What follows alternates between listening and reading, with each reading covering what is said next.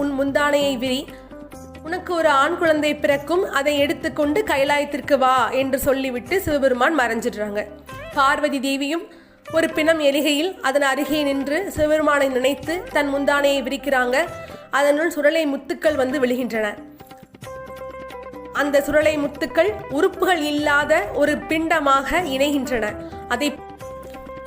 அதை பார்த்து திகைத்த வனப்பேச்சி சிவபெருமான் கிட்ட, நான் உங்ககிட்ட பிள்ளை கேட்டா நீங்க எனக்கு முண்டத்தை கொடுத்துருக்கிறீங்களேன்னு சொல்லிட்டு அழுறாங்க.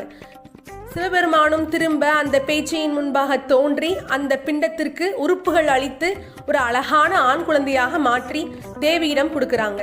அதை எடுத்துக்கொண்டு கைலாயத்திற்கு வா என்று சொல்லிவிட்டு சிவபெருமான் போயிடுறாரு. பேச்சி அம்மனும் அந்த மயானத்திலே வைத்தே அந்த குழந்தைக்கு அமுதூட்டி விட்டு, உறுப்புகள் இல்லாமல் பிறந்தமையால் அந்த குழந்தைக்கு முண்டன் என்றும் சுரலை முத்துகளாக தோன்றியதால் சுரலை மாடன் என்றும் பெயரிட்டு